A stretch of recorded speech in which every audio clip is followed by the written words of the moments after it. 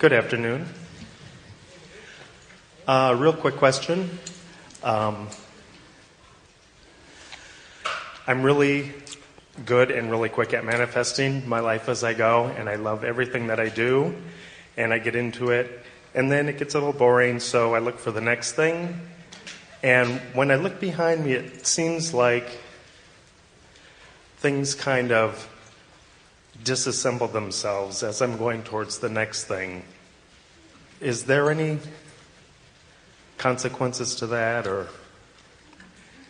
Well, we're glad you noticed that, in the sense that you do, through the power of your focus, cause a coalescing of things. Mm-hmm. And really, you are the creator of your experience now. In other words, it is what you're offering now that really equals your point of attraction. So where you're giving your attention, it's logical that that would be most active. What do you mean by disassembled? Well, it seems like the way that things happen for me is very cyclical. You know, I'll have this great intention, this desire, and I'll see it to manifestation and fruition, and I'll be playing in that arena for a while, and then I get a little disinterested or bored with it, and I feel that I'm coming on to the next thing, the next step. Sort of the way you come into lifetimes, actually. Yeah. The reason that we are very pleased to hear your observation is because when you are focused what seems like forward in terms of manifestation, but is really focused present in terms of vibration, you're always continuing to move.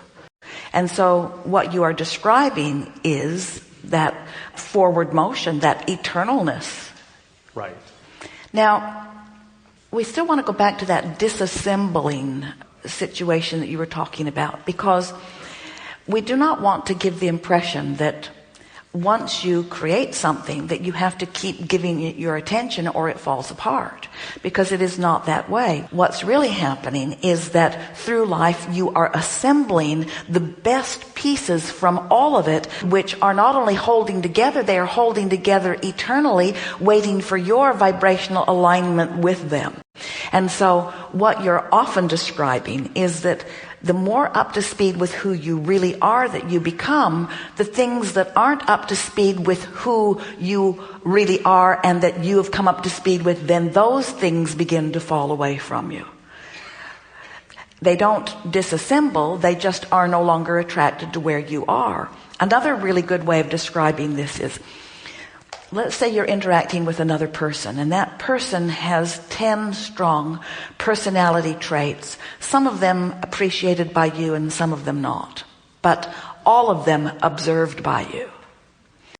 So you're observing the things you like and the things you don't like. You're talking about the things you like and the things you don't like. And so you have quite a varied relationship with this person. You can rendezvous with them on many different points. And you might describe that relationship as being one that has many ups and downs. You might describe that relationship as being a sort of roller coaster relationship where the good is so good but the bad is so bad sort of relationship.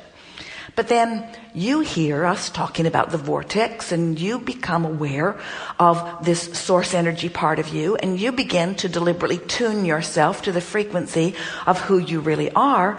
And as you tune yourself consistently to the frequency of who you are, just in general terms, we're talking about meditating and basking and just looking for positive aspects. Now you've tuned yourself away from several of those undesirable characteristics. And so now your relationship with that person begins to change because you're evoking different things. The power of your expectation shifts.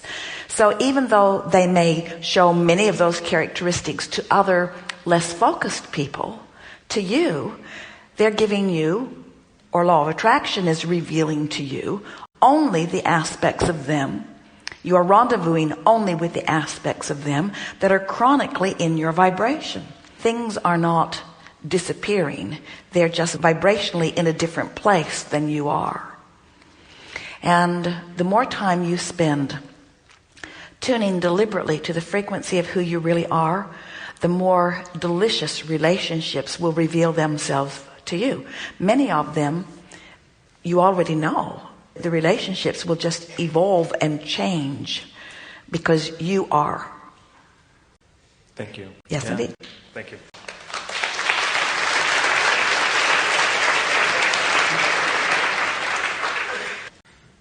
Thank you so much. I'm looking for a little clarity in terms of the vortex and some feelings that I have, and it also relates to meditation or a meditative mind with no thought. And I've heard you say that you only teach meditation because so many people have so many resistant thoughts. It's easier. Let us give this to you. We can feel you completely, and you've articulated it well already. And you're helping us to say what we really want to say is that through meditation and the quieting of thought, then from the inside out, you can be building the thoughts and the words and the behavior in the direction of what you are wanting. So meditation is just a supreme tool because it stops all of that resistant thought and gives you a new starting point. And if you do it regularly, then what's in your vortex will call you toward it, and you can begin to build the new momentum in the new directions from the inside out, which is so much easier than taking every issue that bothers you and dragging it into the vortex. It's much easier to leave all those issues out, get in the vortex, and then build a new life. That's sort of what's been going on here through this Abraham experience that some of you are new to and some of you have been participating in for a while. Because Esther had no training in metaphysics, no religious background. She just wanted to live happily ever after. As she came into vibrational alignment with that which was us, we were able to put together combinations of words that you could feel because you had not heard them before and find resonance with without resistance, which gave you new starting points to build on. Yes. One more quick clarification related to this. I can, get in my car in the morning, be in this state of beingness where I just feel at one with everything around me. There's no thought. And then I've tried to milk it from the perspective of thinking, pure positive thoughts. So I'm trying to deliberately find things to appreciate. And those words just don't seem to be better than just the pure beingness. And that's what I wanted more clarity on. Well, we want to say to you that the words don't matter at all. It's the feeling. It's the feeling that you're reaching for. That's why when our friend says, what is the explanation or the epitome or the symbol of success, we explain that it is joy. It is an emotion. It's not a concept. It's not a business plan. It's emotional resonance with who you are. I'm complete. Thank you. Really good.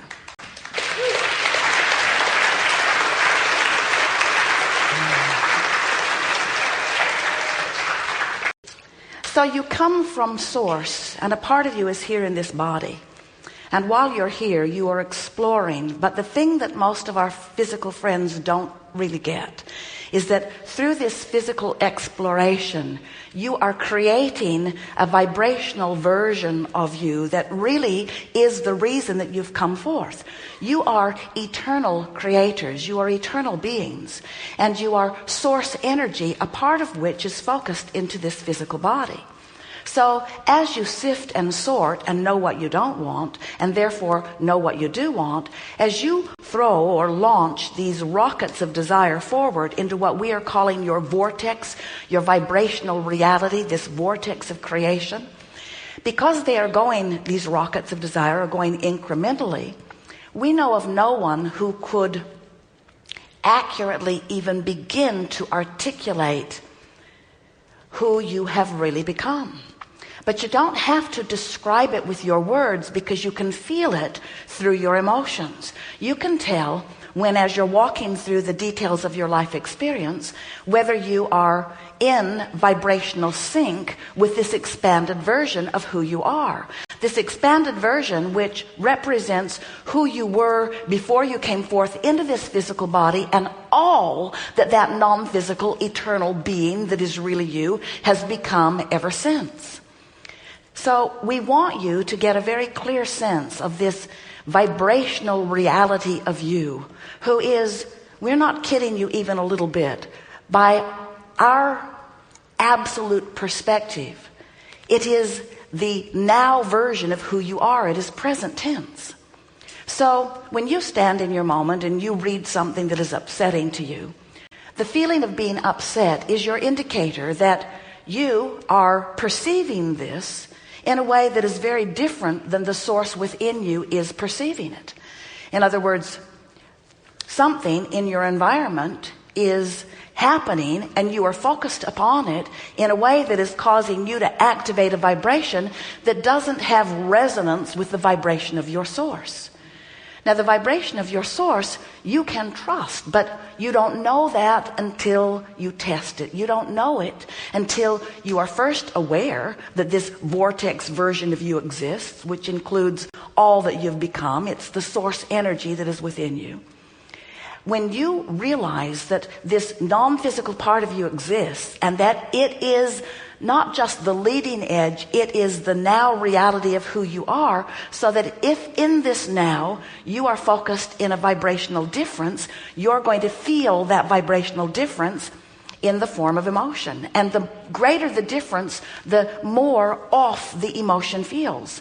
The more negative you feel when you feel fear, or when you feel depression, or when you feel that strong rage or anger, those emotions are indicating to you that while you have free will, certainly the right to hold the opinion that you are currently holding about whatever it is that you are thinking about or observing, the larger part of you is holding a far different opinion.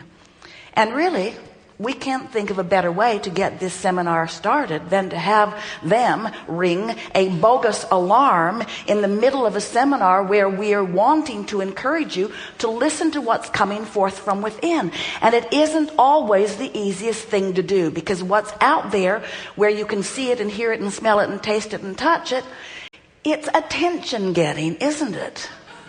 It gets your attention. We didn't set them up for that. They just conspired with us to assist you in understanding in yet fuller detail that once you realize that the larger part of you exists and you deliberately tune yourself to the frequency of that larger you, there you find not just freedom from things you don't want. There you find not just the presence of the things that you do want, but you find the true vibrational essence of who you are. It's that coming home feeling, and it's that feeling of well-being. It's that feeling of confidence and security. It's that feeling of friskiness. It's that feeling of tuned in, tapped in, turned on. It's that feeling of well-being that comes from no other place. You can't buy enough to get that feeling. You can't know enough people in enough high places to get that feeling. You just can't get that feeling of balance and well-being, of physical human thriving from any other place other than resonant vibrational alignment with who you really are. And before you can achieve that alignment, first you got to understand that you here on the leading edge in your physical body actually have the potential of two vibrational vantage points. In other words, the source within you is always going to be offering this vibration of well-being and balance and understanding the value of that which is you, understanding the value of that which is others too. And when you get crossways of that, when you start feeling competitive, when you feel insecure, when you look at others and you think they're getting a bigger piece of the pie than they deserve, and in their getting it that they're depriving you of yours in some way, when you start feeling any of those sorts of things, you start practicing a vibration that as you keep it going will keep you to some degree separated from the resonance of well-being that is truly who you are and truly reflects and represents everything that you deserve.